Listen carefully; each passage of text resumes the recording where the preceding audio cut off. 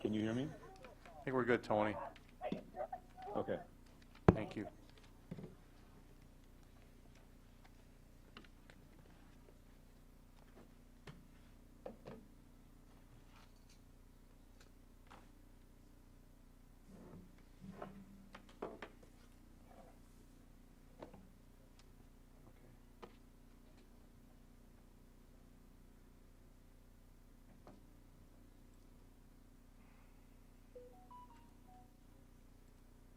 Recording in progress. Okay,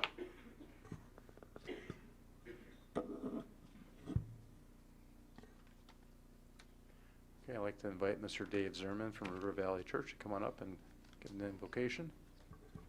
It's good to be here again tonight. As we begin this meeting, I want to say how thankful I am and many in our community are for your willingness to serve our community. And I recognize the weight of leadership and what it takes to be in your positions and the importance of your work. So thank you for that. I want to read a scripture from Micah chapter 6, verse 8. The prophet writes, "He has told you, mortal one, what is good. And what does the Lord require of you? But to do justice, to love kindness, and to walk humbly with your God." Those are tall requests, I believe. There are three pillars of leadership that are centuries old. Act justly. That's the foundation. I just was with my grandchildren. They do not act justly to one another. We're not born acting justly. Love mercy. Again, they are not merciful to each other. In fact, we expect mercy, but they don't give it. And we are also, as we lead, we need to govern real people with real stories. And that's not always easy.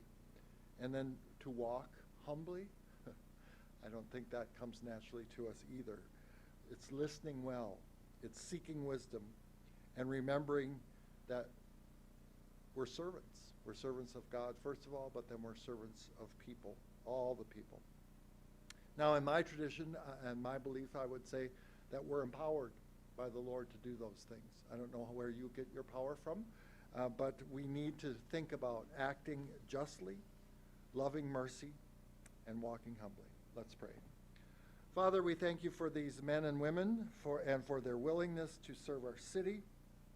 We ask that you would grant them clear minds and discerning hearts. May their work be marked by justice, their leadership be filled with mercy, and their attitudes be grounded in humility. Give them wisdom and unity for the tasks that lay ahead of them tonight. I pray this all in Jesus' name. Amen. Amen. Thank you, Mr. Zerman.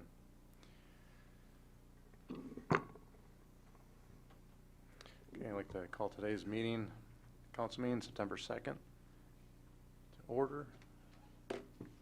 7:04. Megan? Davis. Here. Lampy. Here. Berg. Here. Bartz. Blanky. Here.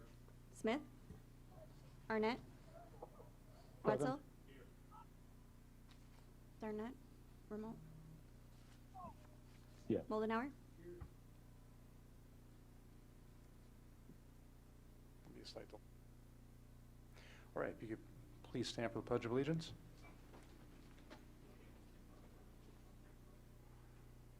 I pledge allegiance to the flag of the United States of America and to the republic for which it stands, one nation, under God, indivisible, with liberty and justice for all.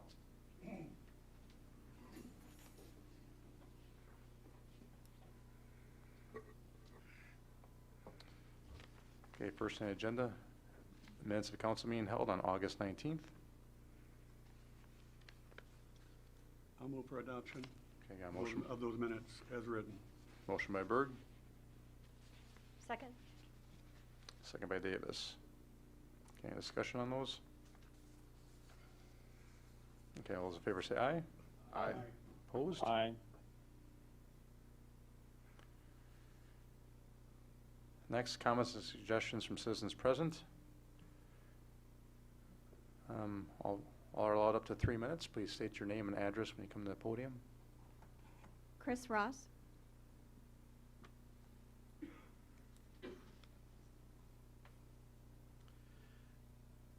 My name is Reverend Dr. Christopher Ross. I live at 432 West Clover Lane in Cottage Grove, but I work and serve here in Watertown as pastor of First Congregational United Church of Christ. My pronouns are he, him, and his, and I am part of a local group known as Building a Welcoming Watertown, first begun by 4 Watertown area congregations. We continue to speak to the need for a community overnight warming shelter so that we have a chance to reduce the number of those at risk of freezing to death during the upcoming winter. We maintain if anyone in our community finds themselves in danger of freezing to death, then that's on all of us. Whether it's somehow grafted onto an emergency plan or comes as a separate policy all its own, we need a real solution soon. It is now September and time is running out. We still believe that a partnership that involves the city granting space it already has and our group providing a steady list of volunteers to help staff such a space is the best solution to address what last winter showed us to be an undeniable need. And any financial expense to the city would be negligible.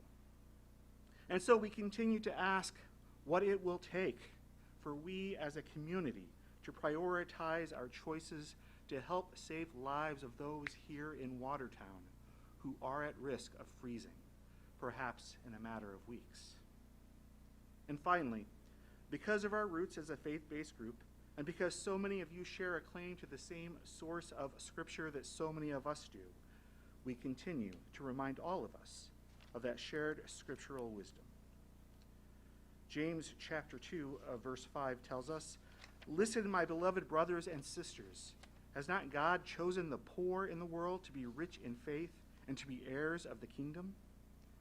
James chapter 2, verses 15 through 16 say, "If a brother or sister is naked and lacks daily food, and one of you says to them, 'Go in peace, keep warm, and eat your fill,' and yet you do not supply their bodily needs, what is the good of that?"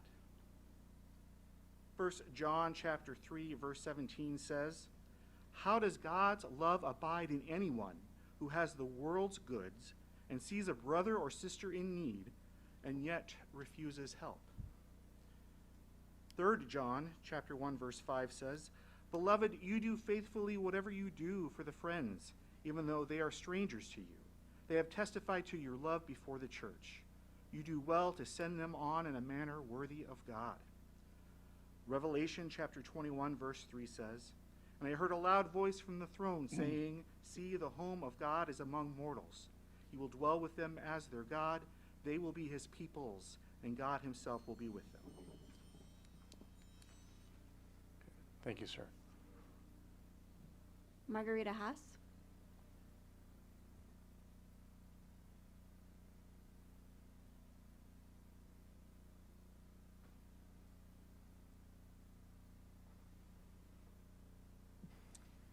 Margarita Haas, 706 Crestview Drive, Watertown.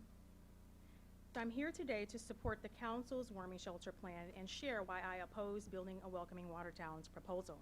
Now I want to read something to you first.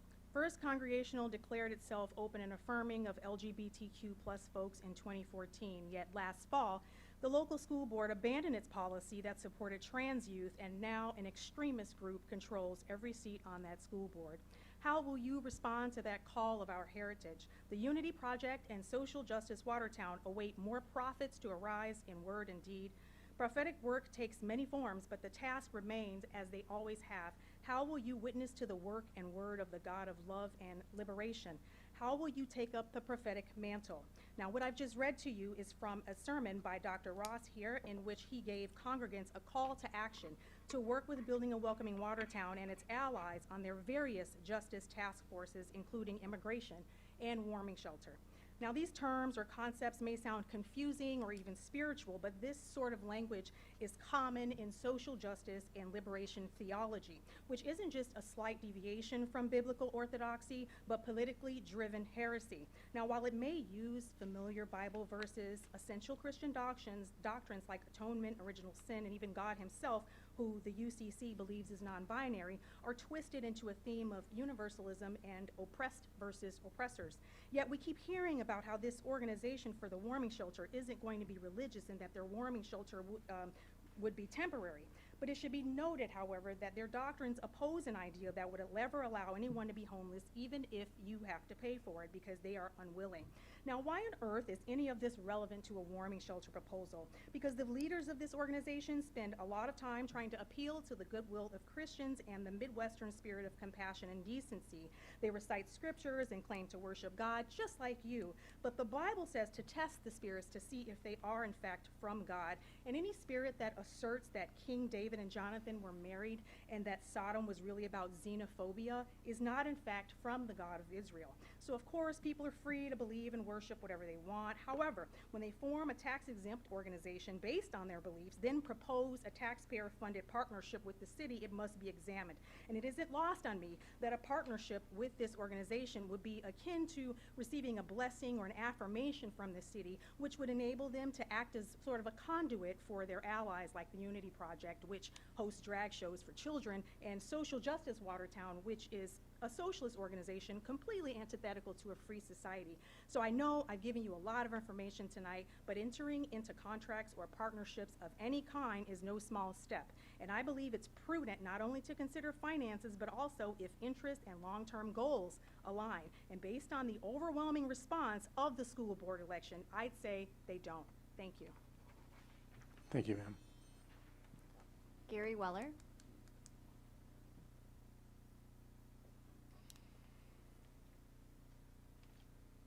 I've never done this. I'm very nervous, people, so be just. It's okay, sir. If you just state your name and your address. My name is Gary Weller. I reside at 740 North Church Street. I'm here on behalf of Geno Schmidt. And he has a building all set up. I've already heard this from other people. We're talking about getting people off the street for the winter, safe, bed, everything like that. And Geno feeds over 500 people a week, you know, just out of his food pantry. He's not asking for any money or anything like that. He already has a building on Main Street, and there's another building in progress. So I don't know why I'm here. He's got a proposal for you guys written up. I don't know what else to say. Doing good, sir. So, anyways, just so you know, he will be at the next meeting. He was out of town on some serious business. He'll be at the next meeting with a proposal for the board. Thank you guys very much for being patient with me. I don't think I have anything else to say. All right. You did good, sir. Thank you very much. Elizabeth Fritz.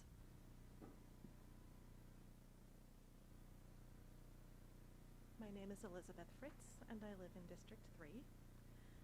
I am the president of the local group known as Building a Welcoming Watertown, first begun by 4 Watertown churches for the purpose of creating a more welcoming Watertown, pursuing justice, loving mercy, fulfilling the call of Christ in Matthew 25 to do unto the least of these, to recognize that whatever we do to the least of these, we're doing unto Christ.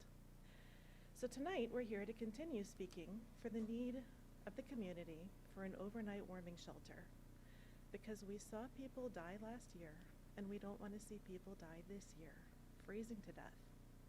We continue to maintain that if anyone in our community finds themselves in danger of freezing to death, we as a community are not doing our job.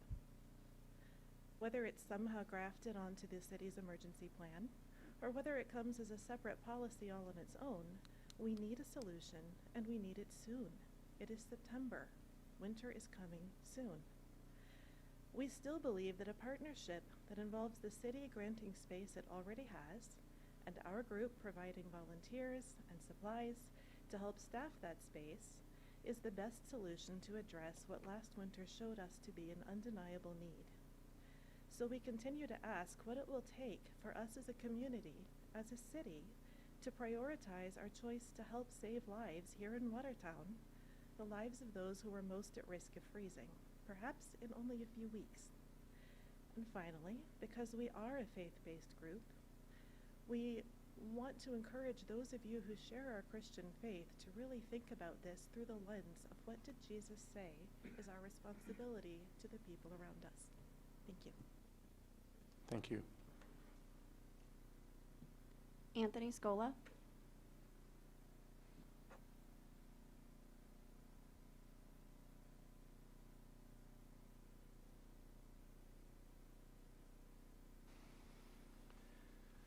My name is Anthony Scola, and I live on Dewey Avenue here in Watertown.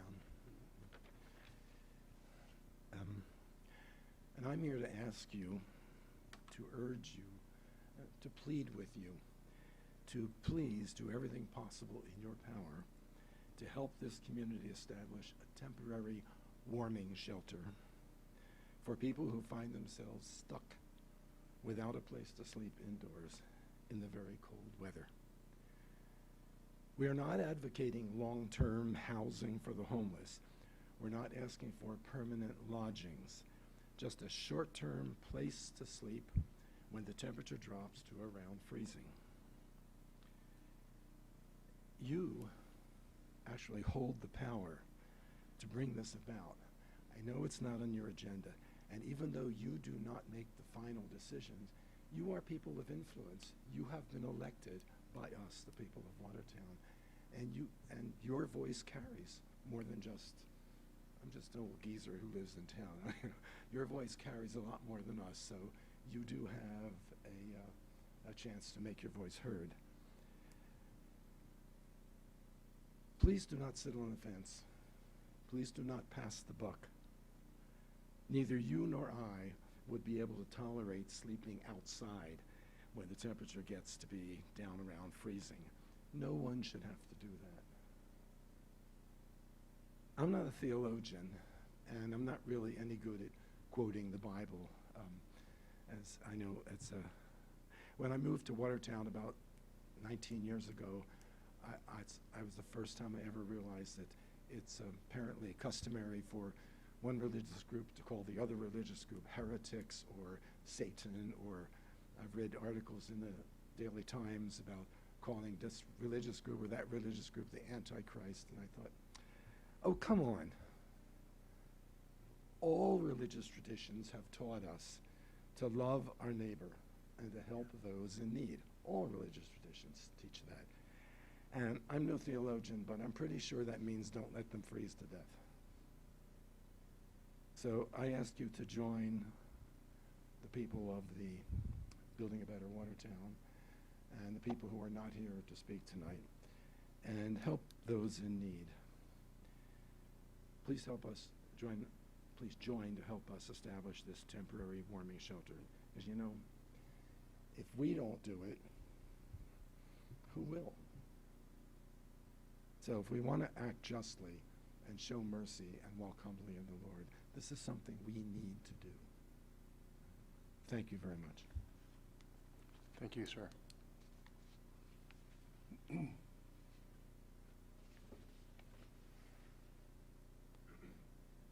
Okay, we'll move on to reports.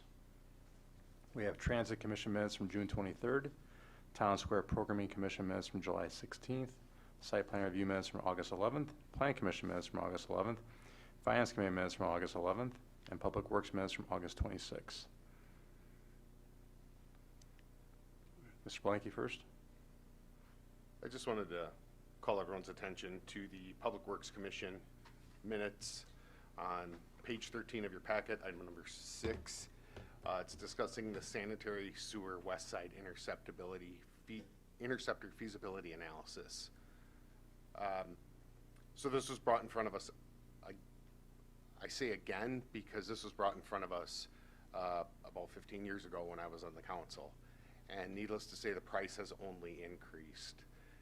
This is imperative for development on the west side of town. Without this, we won't see a lot of the housing developments that are so needed on the west side of town, and then further development along the Highway 26 bypass corridor eventually could happen with an extension of this interceptor. So I just wanted to point out the importance, and it is a high cost to the city, but the development that will come along with it is a great reward for that cost. Number 6, Mr. Blanky? Yes, page 13, item 6. Okay.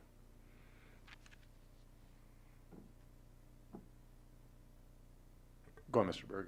Yeah, I got two different committees I want to just make a brief comment on.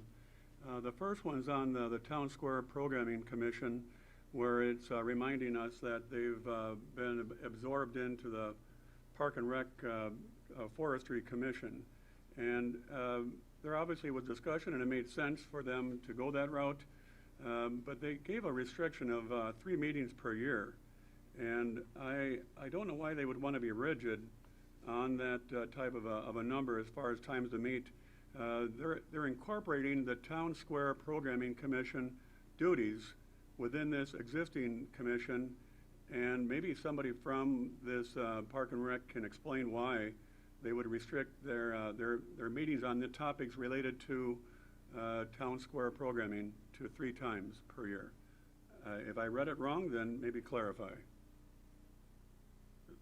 Anybody, if anybody can clarify on that. I have one other meeting I want to talk about, but does anybody have an ability to clarify that? Well, Mr. Bartz is the alderman on that. He's not here right now. Okay, all right. I believe the need to have a separate commission was no longer a need. They thought they could absorb it through Park and Rec. Yeah, I understand the rationale, but I think they should not restrict the duties and the need for meeting as needed for this Town Square topic of discussion, because it clearly was meeting on a recurring basis on that one topic only. Now they're going to be put into a larger commission. They should reconsider and think through that topic, is what I'm asking. So I'll reach out to the chair and try to get some clarification on that for you, okay? Thank you, Mr. Mayor. My second topic is on the Public Works, and it's on number 4, having to do with aquatic plant management policy for city-owned properties. I couldn't come to the meeting. I've been following this topic very closely because of knowing property owners that are impacted by the condition of Hayden Pond and Victoria Lake, and the fact that they need some type of intervention to improve the quality of water and the conditions of those 2 ponds. And you know what I'm bothered by, and I know we're going to talk about it under the resolution later on, but there's lots of language in the policy we're going to talk about, or at least vote on later, that reference to city-owned property that surrounds the body of water. And so they've given here sort of a rationale for not acting more actively on this topic because it is not a city-owned type of property. There was discussion earlier on whether they were and they were not. They are defining it as being state-owned, and therefore it's not in their domain. But that really is not good rationale, because the policy we're going to act on talks about city-owned properties which then impact on these bodies of water in a good or bad way. So I think it's sort of passing the buck. But the one thing they did agree to want to look further into, and which is a good topic, is the fact that there's a need to probably dredge somehow at some point, sooner than later, the Hayden Pond, because the depth of that water is shallow, and it's because of that body of water and Victoria Lake really acting as a reservoir that we feed our stormwater into based on different water conditions and weather conditions. So we contribute to the conditions and the quality of those 2 bodies of water, and yet we want to be hands-off on its condition and its quality of this water. And they're giving recommendations within that policy. But I I'm bothered a bit by the minutes. I think they're not really accurate in the context of the policy that we're going to talk about, so I just want to make that point. Okay, thank you, Mr. Berg.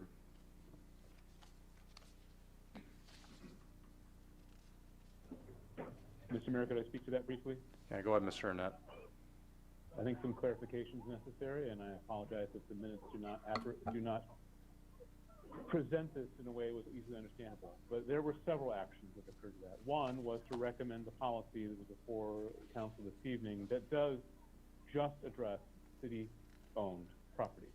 However, there was also a motion because staff made a statement that said if the commission was interested in expanding scope beyond city-owned properties, there were 4 recommendations they made about things to require further investigation.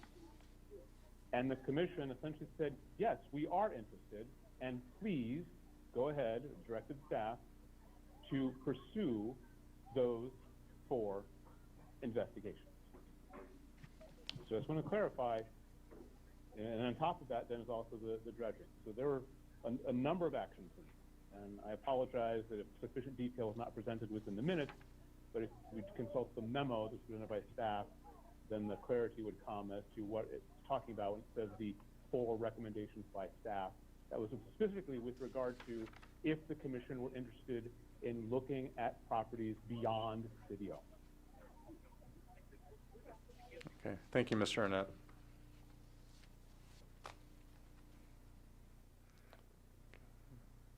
All right, I'll move on to new business then. Okay, review and take action, committee appointments.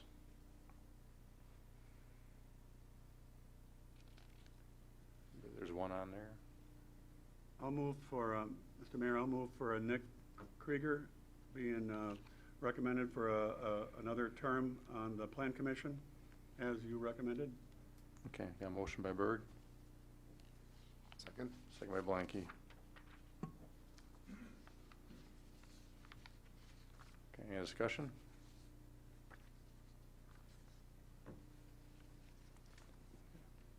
Berg, Aye. Blanky, Aye.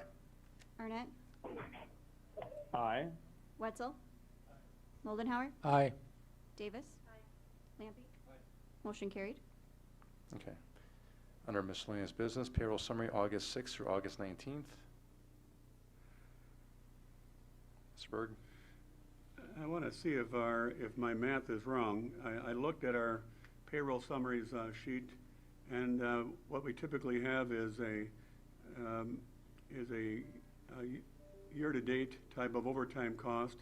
That's a subtotal. That's where we're at currently at a point in time. And then we're showing for this particular period the amount of overtime. The two together then equal, they should equal, from what I can see, the total payroll for now. And so what you have in the example of the police department is they're at 179,000 roughly, and they have a budget of 183,000, so they're within 4,000 of their budget. And we still have obviously the balance of this year left, which is 5 months roughly. That said, the other one is on fire department. And if you look again at that year-to-date, 181,000, it's showing me.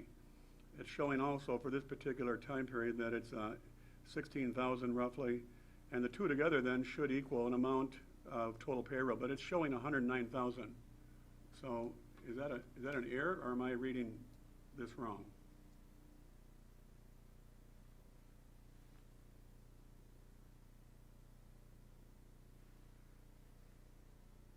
I'll have to review with staff and get back to you. I mean, the basic math, every time we get them, it's the same math here, Mark. It's overtime for this period of time versus where it's been up to that point in time. The two together equal that total of payroll. So I don't think there's anything tricky or funny about this approach. It's the way you do it every time. Well, get back to you next meeting? I guess. Okay. What it is showing, if those two numbers add up, it's showing that we are already over by about 20,000 in the fire department.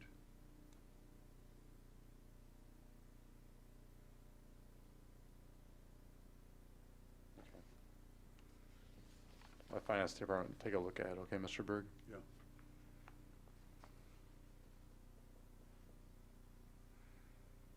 Okay, anything else under miscellaneous business? Okay, next, 9 licenses.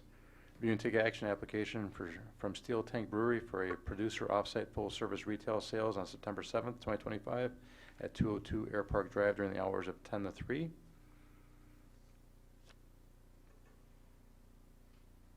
Move Mr. to Blanky? approve. Okay, motion by Blanky. Second by Lampy. Any discussion on it? I have.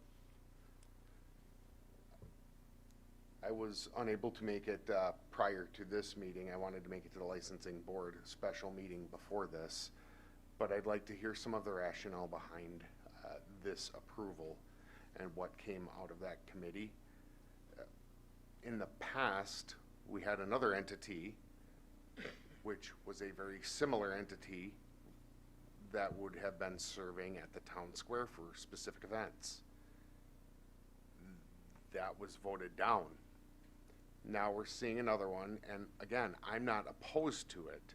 However, I have a problem with telling one entity from one community no, and another entity from another community that is very similar, yes.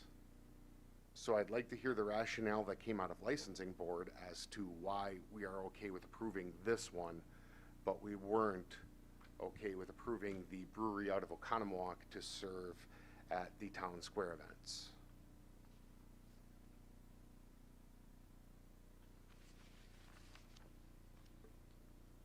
Well, since I'm the only one that's on licensing that's here right now, Mr. Blanky, I came across, I was listening when that failed last year. I'm assuming that some of the people who were against it were thinking it would take a business away from them. I'm thinking with this being far off site, that probably didn't bother anybody, you know, by the airport.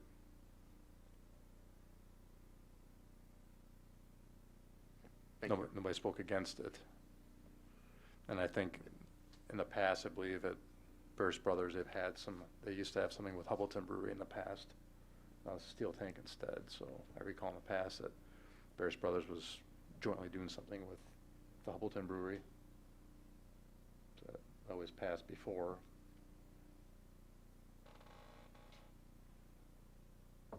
Thank you. And who was on licensing last year with you? Is it Mr. Alder Smith. Okay.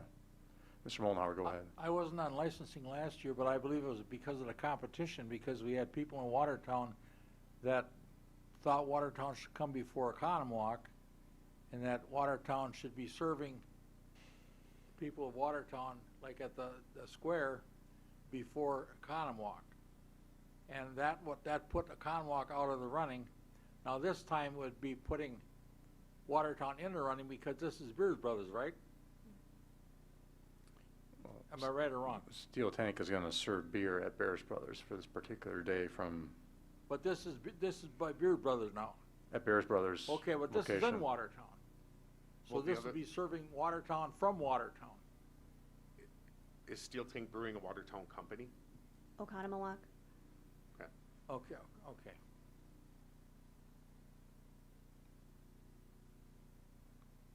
Again, I'm not opposed. I was in favor of it last time. I just want consistency.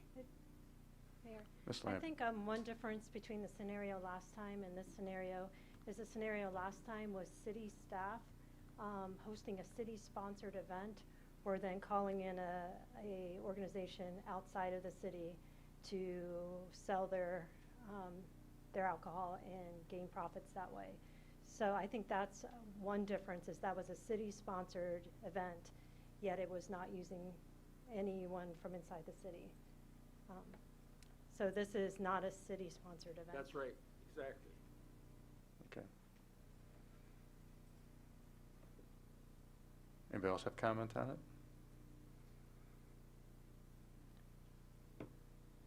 Okay. All those in favor say aye. Aye. Opposed? Aye.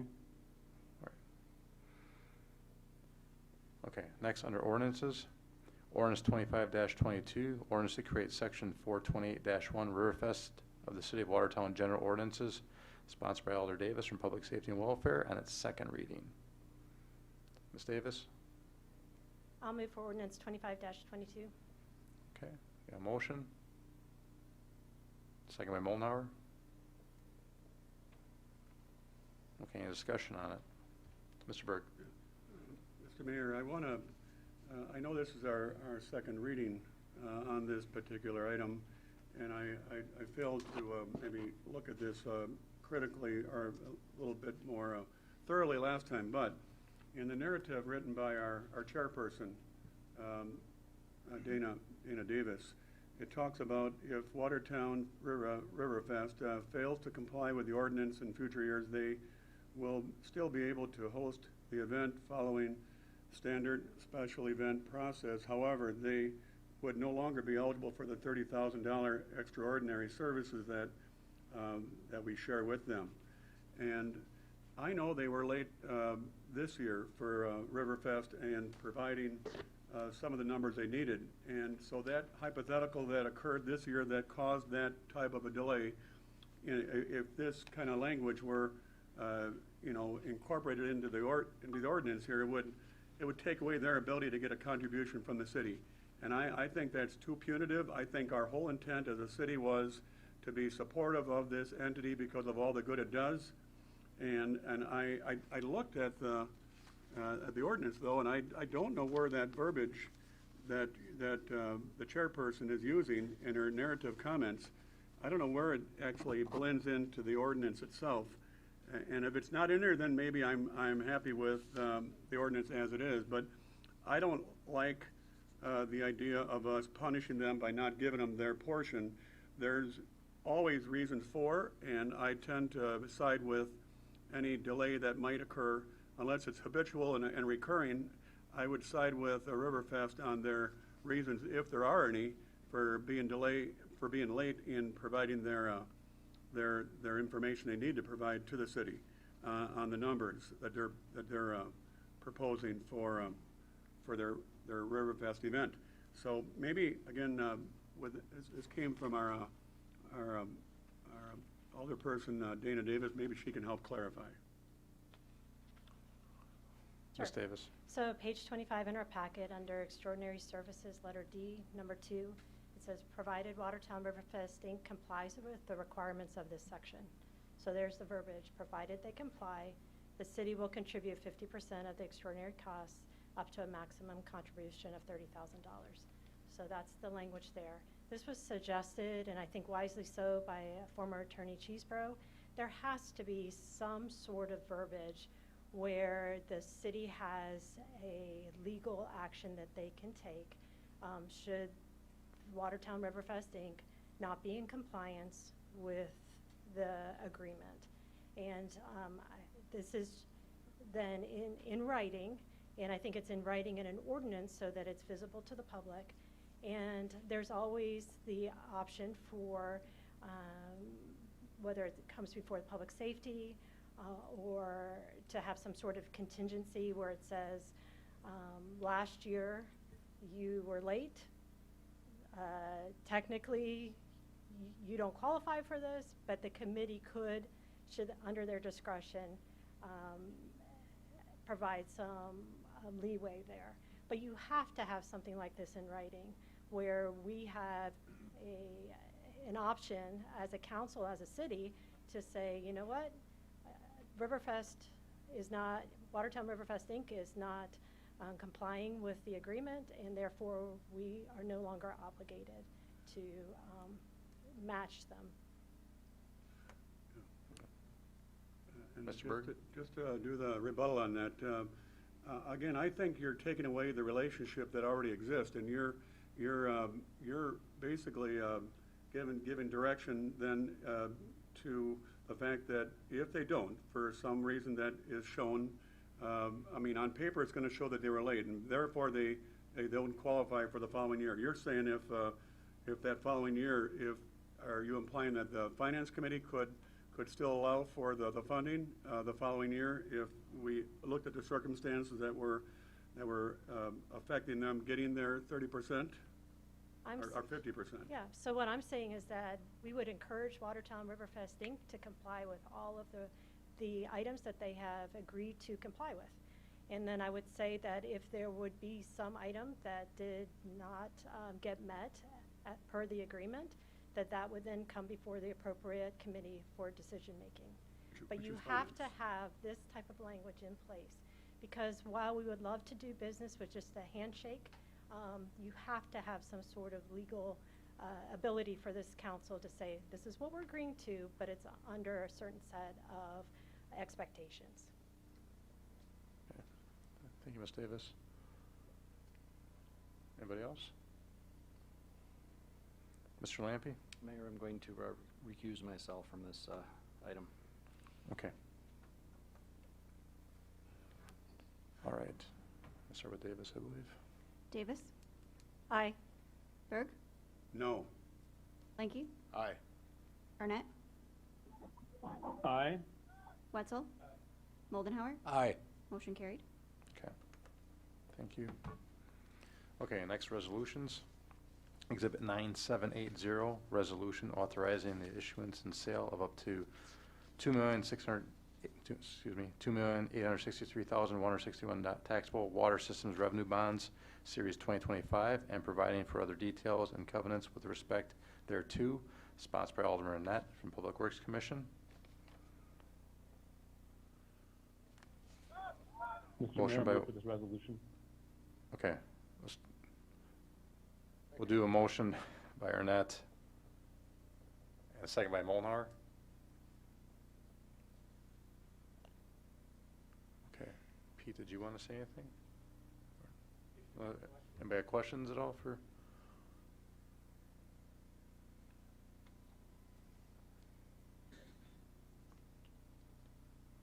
Okay. Arnett, Aye. Wetzel, Moldenhauer, Aye. Davis, Aye. Lampy, Aye. Berg, Aye. Blanky, Aye. motion carried. Okay, thank you. Okay, next, Exhibit 9781, resolution authorizing the issuance and sale of up to $276,918 taxable general obligation promissory notes, Series 2025A, and providing for other details and covenants with respect thereto, sponsored by Alderman Annette and the Public Works Commission. Mr. Mayor, I'll move this resolution. Okay, motion by Arnett, second by Wetzel. Okay, any discussion on that one? Mr. Mayor, just if I could, I don't have the, I know again the minutes here, but for us to have a general obligation type of note for that small, what is the reasoning behind a small amount of money like that being needed for? Usually we fund things through our budget and we have the funds that are available. Why is this a note that we need, or a borrowing type of example? Gonna come up, Pete?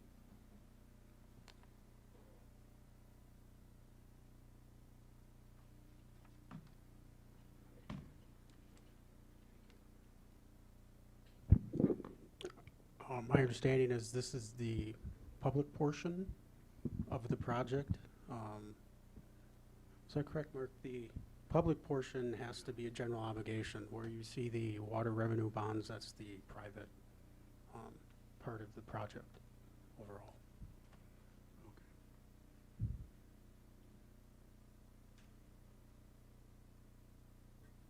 Anybody else have any questions? Okay. Arnett, Aye.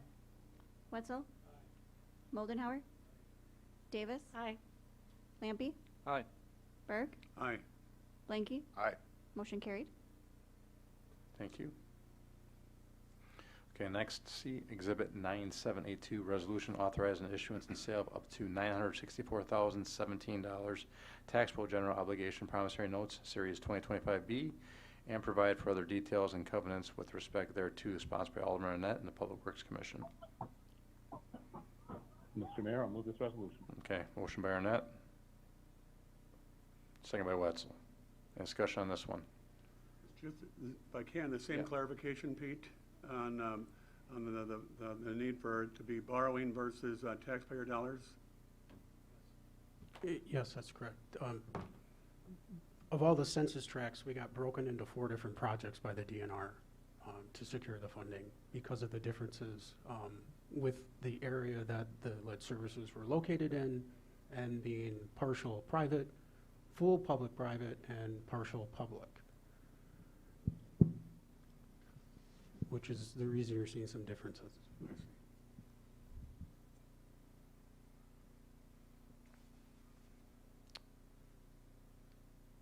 Okay, Megan. Arnett, Aye. Wetzel, Moldenhauer, Davis, Aye. Lampy, Aye. Berg, Aye. Blanky, Aye. motion carried. Okay, next, Exhibit 9783, a resolution authorizing execution of Wisconsin Department of Natural Resources Principal Forgiven Financial Assistance Agreement for Lead Service Line Removal Project 5439-09, sponsored by Alderman Annette and the Public Works Commission. I'll move for adoption. Okay, motion by Berg, Second. second by Blanky. Okay, any discussion or questions on that? Well, only if I can, Yeah, go on, Mr. Reed. to comment that this type of a program, again, it came from the federal government. They gave money to the state. The state's, in the end here, making this dollars available to municipalities. It was during a lot of this came through that COVID period of time when legislation was put in place to address some of these issues. And thankfully, just by looking again at the verbiage here, it shows that there's, I don't know if it's a for sure, but it's principal forgiveness in the amount of $2 million. Is that likely to be forgiven, or is there a chance of us needing to pay back? Where it's listed as principal forgiveness, that's treated like a grant. A grant? Yeah. Yeah, and that's So going this, to benefit a lot of properties in Watertown and remove lead-based type pipes that would otherwise still be there. So it's a great program. We benefit. right, and this Exhibit 9783 is the 100% principal forgiveness portion of the overall project. Thank you. Berg, Aye. Blanky, Aye. Arnett, Aye. Wetzel, Moldenhauer, Aye. Davis, Aye. Lampy, motion carried. Okay, E, Exhibit 9784, resolution to award ultraviolet disinfection system replacement base bid to Road Brothers Incorporated for a total of $228,000, sponsored by Alderman Annette and the Public Works Commission. I so move. Motion by Mollenhauer, Second. second by Davis. Okay, any discussion or questions on this one? Mr. Blanky? I just want to express my appreciation to Mr. Hartz. The letter that was attached with this bid is very much appreciated because it outlines all of the bids that we received. But not only that, the last paragraph reads, Road Brothers has a long history of performing mechanical and general construction for municipal projects related to water and wastewater in Wisconsin. Given the bidder's substantial assets and reputation for construction projects in the state of Wisconsin, we recommend awarding the bid to Road Brothers, Inc. for $228,000. That last paragraph, along with the outlining of the bids, is extremely important to me because we all know the hurt that we just saw with the Main Street Bridge. And having not just the lowest bid, but a qualified contractor. I think that that was excellent, and getting this on any project and any bid from city staff, you know, kudos to you, Pete, and I would appreciate something similar from anyone in city staff who's working on a bid. Mr. Berg, go ahead. To amplify the point made by Brad, I totally agree. Along with that type of a quality contractor, in addition to fulfilling everything we need for reassurance of a quality type of job being done, they're also $103,000 less than the other one of the other bids that we had. So the competitive bidding provides us with obvious savings. we need to obviously encourage it. We don't always get it, but where we have more than one, in this case 3, it makes them sharpen their pencil, and you end up saving money, and that's what we got here.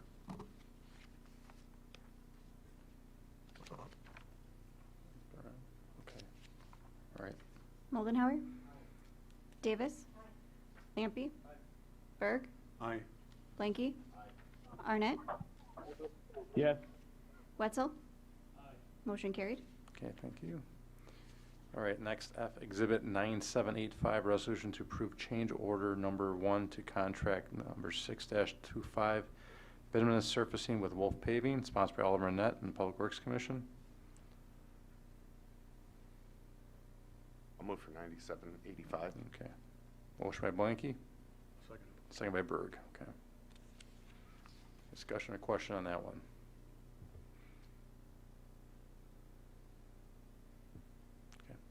Blanky. Aye. Arnett. Aye. Wetzel. Moldenhauer. Davis. Lampy. Berg. Aye. Motion carried. Okay. Next G, Exhibit 9786, resolution to adopt City of Watertown Aquatic Vegetation Management Standard Operating Procedure, sponsored by Alderman Net and the Public Works Commission. Mr. Mayor, I'll move this resolution. Okay, I got a motion by Arnett and a So second moved. by Mollenhauer. Second. Okay, second by Mollenhauer. Okay, any question, discussion on that one? Mr. Berg, go ahead. This is one I sort of referenced in the minutes that were written, and now we're taking a vote on it. I will vote for it because it's doing the right things. What I'm a bit bothered by is that they're showing here in the way that they want us to address this policy to improve the quality of water and to address issues of city-owned properties being impacted in a positive way. It talks about healthy shoreline and aquatic plants to sustain environmental quality, safety, and aesthetic value of the water resources. That includes all navigable waters, and therefore rivers and streams and lakes, or whatever you want to talk about as far as a body of water.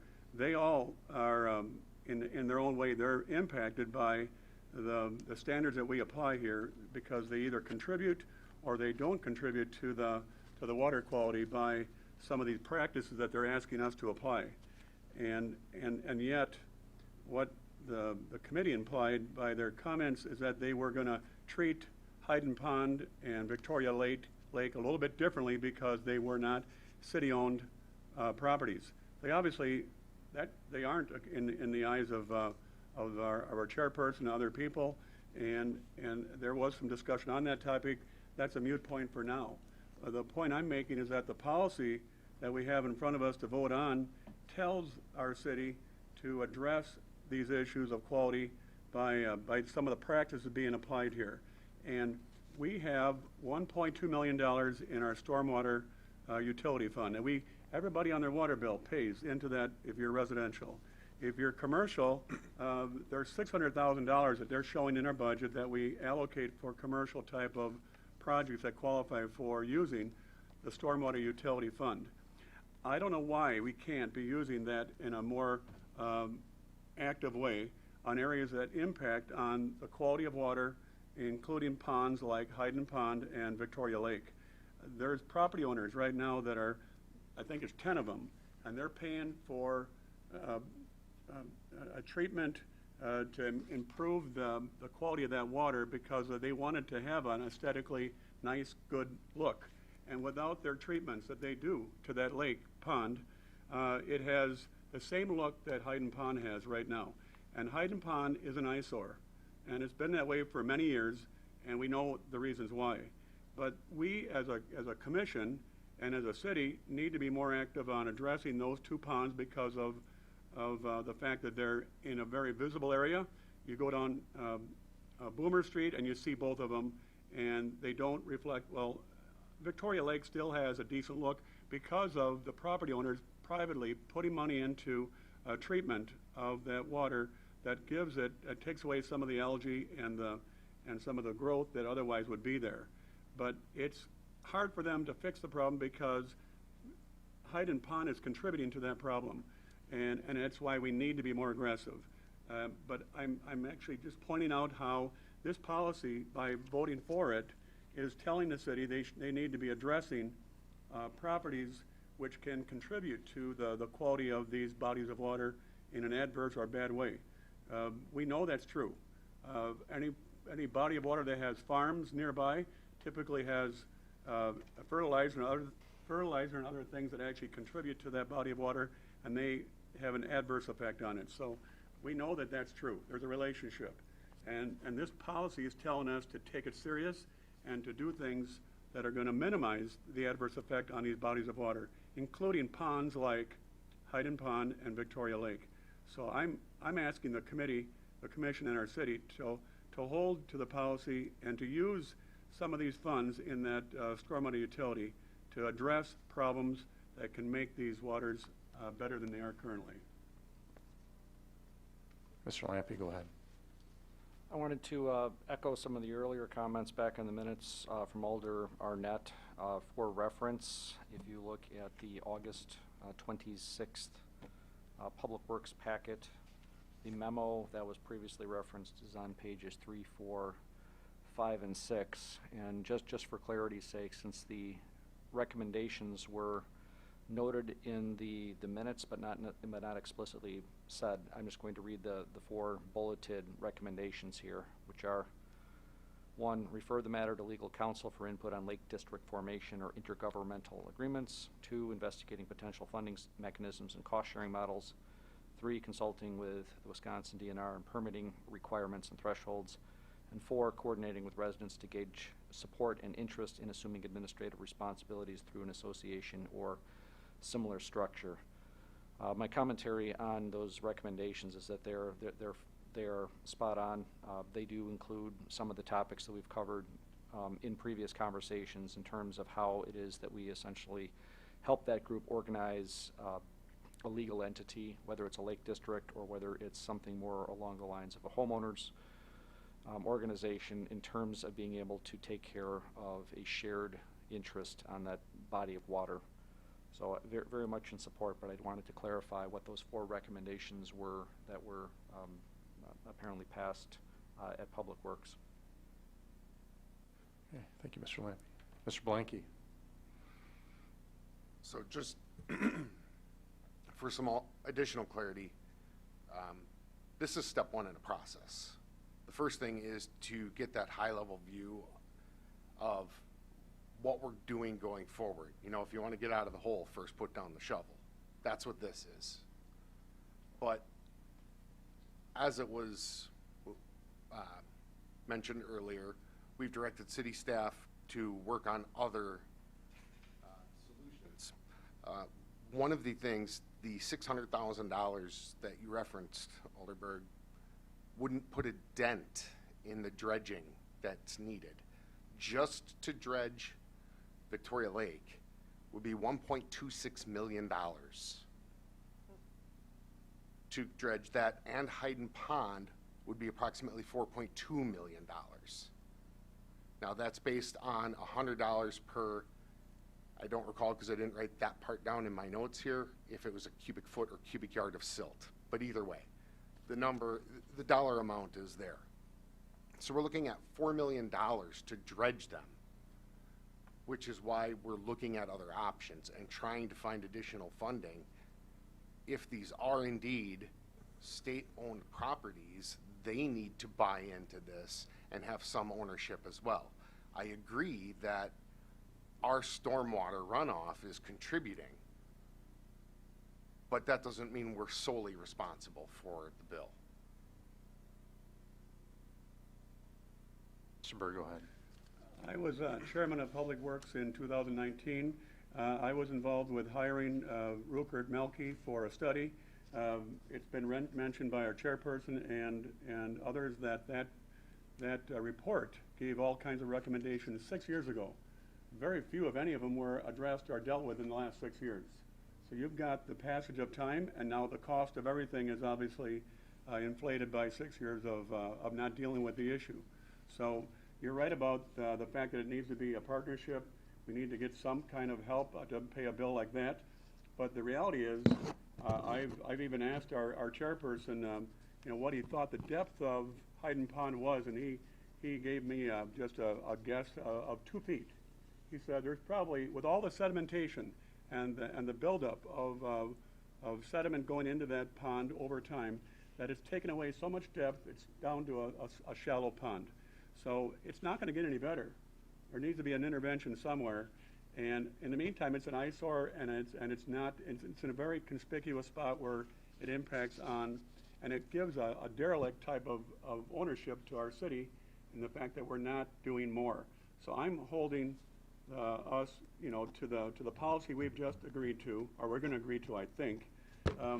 And just in closure, in the introduction type language that's been given as an attachment for this policy, it says, proper shoreline and adequate vegetation management improves water quality, controls erosion, enhances habitat, supports recreation, and contributes to the overall ecological health of the water body. That includes Hayden Pond and Victoria Lake. So we need to do what it says there, and I hope we do. I was just going to respond to this, the state side of this. It sounds like this is an issue that we need to get our state representative, our state senator involved, because it would probably be a long-term budgeting ad that they're going to need to advocate on our behalf.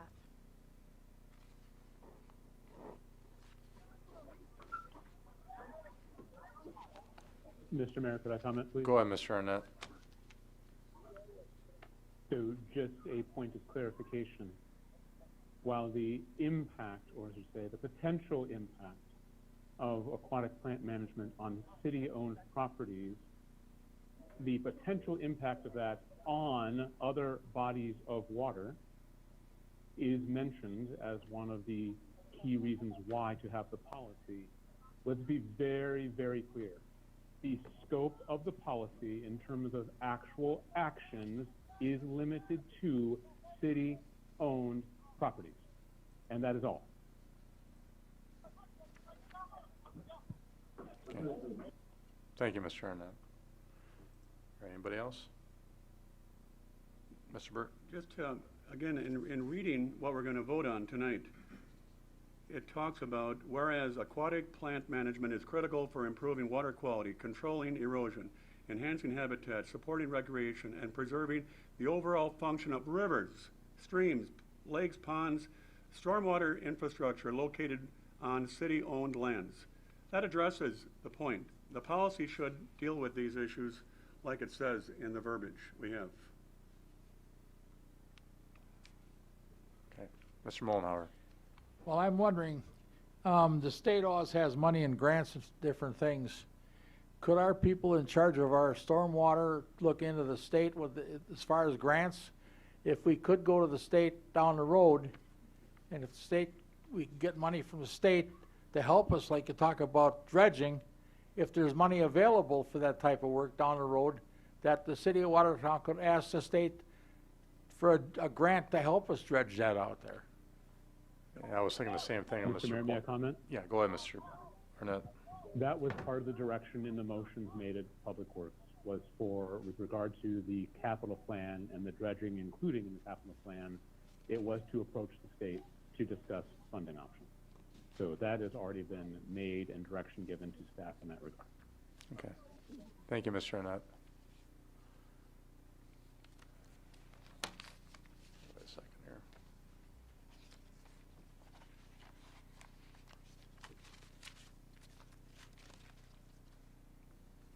I do a roll call just in case.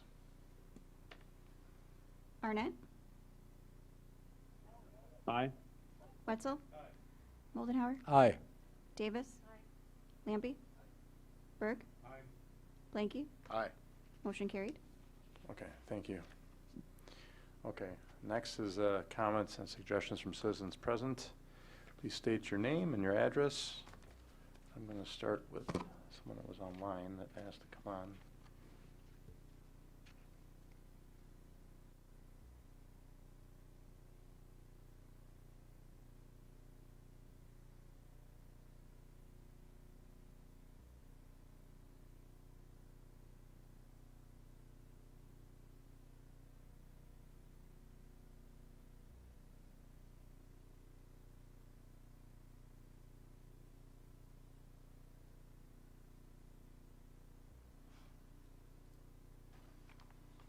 Anybody online wish to comment?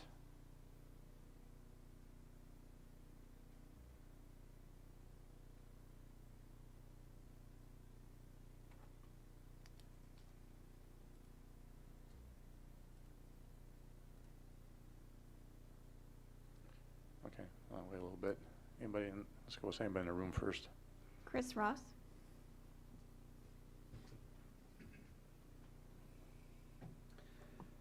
My name is Chris Ross. I live on Clover Lane in Cottage Grove.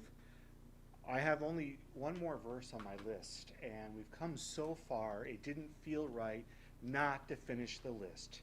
So here's the final verse. Revelation chapter 21, verse 6. Then he said to me, "It is done. I am the Alpha and the Omega, the beginning and the end. To the thirsty, I will give water as a gift from the spring of the water of life." Thank you. Okay, thank you.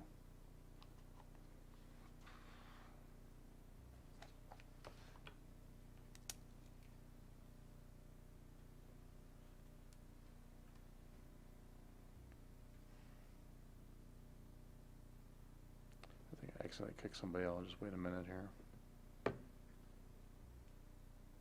Oh, anybody else in the? Okay.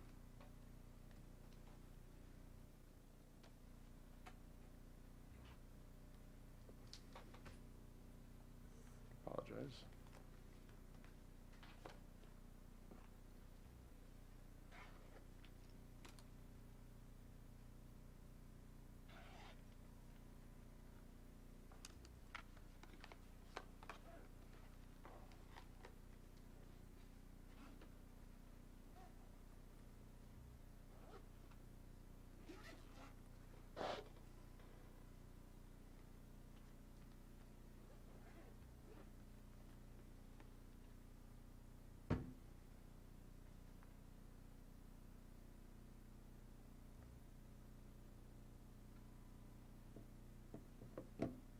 Somebody emailed me before.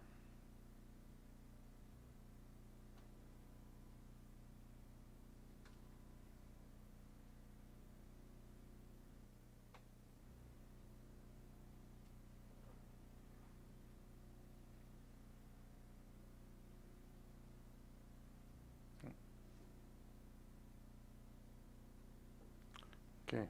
Anybody online wish to speak? Yes, I would. Can you hear me? Yep. You ready to state your name, ma'am? My name is Stacy Estudillo, and I live on East Main Street here in Watertown.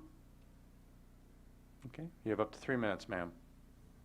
I would like to speak about the Chamber's post where they welcome the LGBTQ cameras in, and in the comments, a commenter had said that conservatives are going to see firsthand what the Nuremberg trials are like, and that they are taking names and keeping track of us. And the Chamber decided to heart that and in support of such things. And I reached out to a number of aldermen, didn't receive any response back. It almost seems like this is discriminatory, and that businesses would get an advantage based on their sexual orientation. It's almost unconstitutional. When I called the cameras, I talked to the woman, and she took her heart back and erased all those comments. But I do have the screenshot. The same commenter made a comment about a woman that passed away last week, that nobody is going to miss her anyway. One down, a million more to go. It's somebody that has had a police report filed on them, and it's upsetting that the city supports. I know that the Chamber isn't ran by the city, but it is supported by leaders, and I think this needs a second look. It's almost a hateful thing to say. You have the same group of people asking for a warming shelter for everybody and love, love, love. But those comments, that was appalling. I mean, Nuremberg trials, that's huge.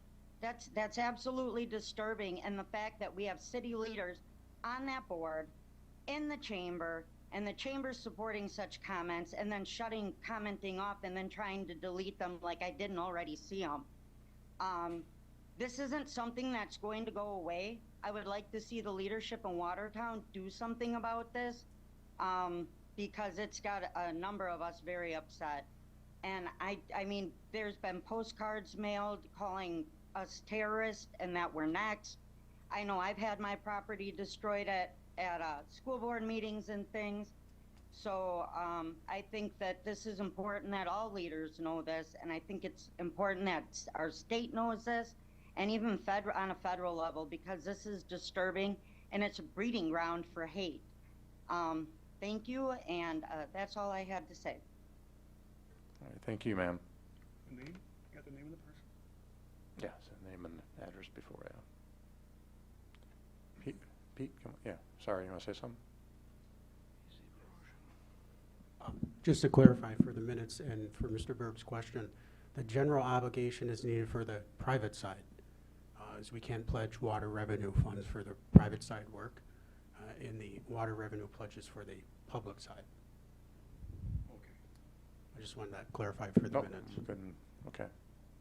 Thank you, Pete. All right. If nothing further, I'll entertain a motion to adjourn. So moved. Motion by Blanky. Second by Davis. Okay. All those in favor say aye. Aye. Opposed? Okay, Aye. thank you. Thank you, Mr. Arnett. It's 8:12. Okay. I'll end the meeting.